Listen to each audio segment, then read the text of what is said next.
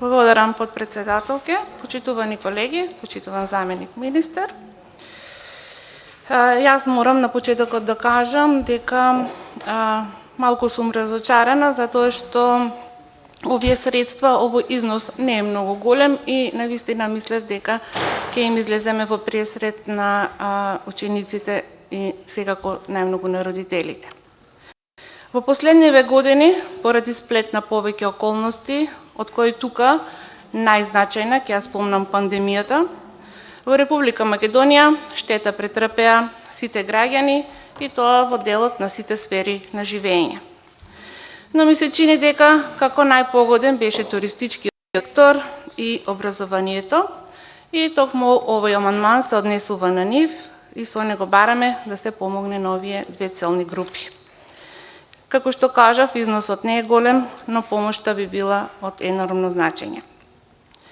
Со амандманот бараме да се обезбедат средства за бесплатни едукативни екскурзии за децата од средните и основните училишта низ туристичките места во Република Македонија, со што децата не само што ќе се запознаат со убавините на својата татковина, ќе им се помогне и на родителите кои во ова време, или подобро да кажам, невреме, не можат да си ја дозволат и да им ја овозможат оваа привилегија на своите деца.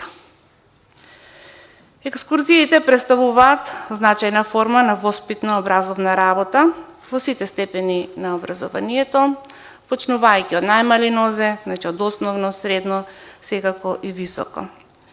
И целта на овие екскурзии е да им се овозможи совладување и усвојување на дел од наставната програма преку непосредно запознавање на појавите и односите во општествената средина, запознавање на културно-историското наследство во државата и стопанските постигнувања. Но тука е и секако рекреативно здравственото воздигнување на децата, односно на учениците. И која би била крајната цел од една екскурзија? Тоа е образовно богато дете, задоволно дете, а такво дете е остварено, мотивирано, сигурно, самоуверено и секако среќно дете. Министерството за образование и наука, врз основа на Законот за основно и средно образование, донесува правилник за изведување на ученички екскурзии, тоа го знаеме сите, во кој меѓу целите и задачите стои еден член во кој се вели дека изведувањето на екскурзиите, сите финансиски трошоци ги покрива родителот, односно старателот. А во денешно време, со оглед на сите кризи кои што ги има во државата, со оглед на ниските примања, не секој родител може да си дозволи да издвои средства од така скромниот и сиромашен буџет, домашен буџет за оваа намена и ова би било една идеална помош за нив. Знаеме дека со годишната програма за работа на училиштата се опфаќа и планот и содржината на екскурзиите, кои подразбираат и реализација на делови од наставниот план и наставните програми и тие се, рековме, дел од воспитно-образовната работа. Тие не се задолжителни за секој ученик, но се пожелни и верувам дека не постои ученик кој не би сакал да биде дел од доживувањата кои се случуваат на ваквите екскурзии, но честопати и пред се поради финансиски причини, дел од децата остануваат дома и немаат можност со нивните соученици да ги споделат ваквите доживувања.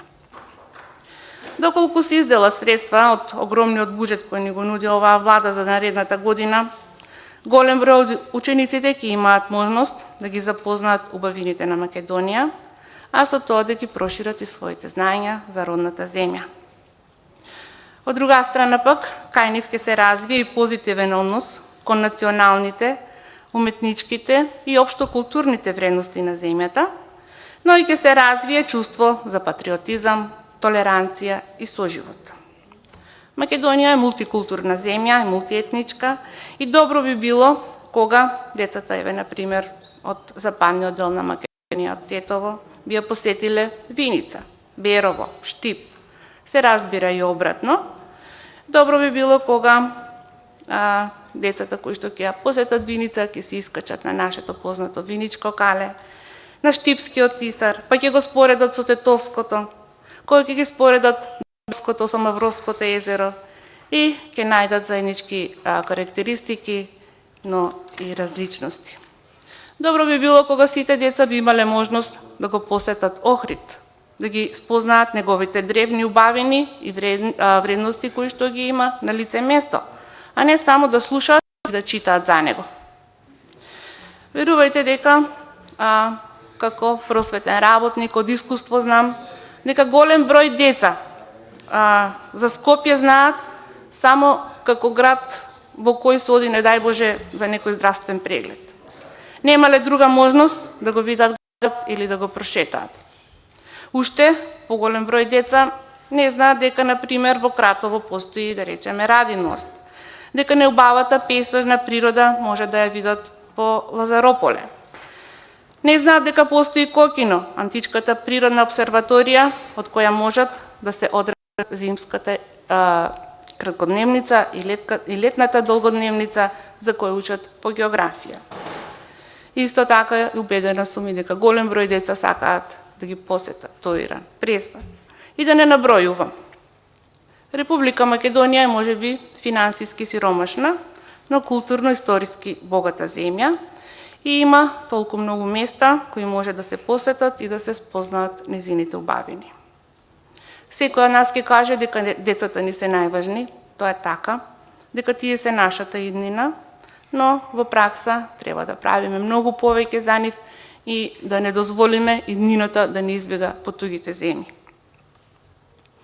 Јас сметам дека амандманов воопшто не е популистички, дека е многу реален и изводлив и замолувам да не им го скратуваме задоволството на децата кои сакаат, а не можат да ги спознаат убавините на својата родна земја.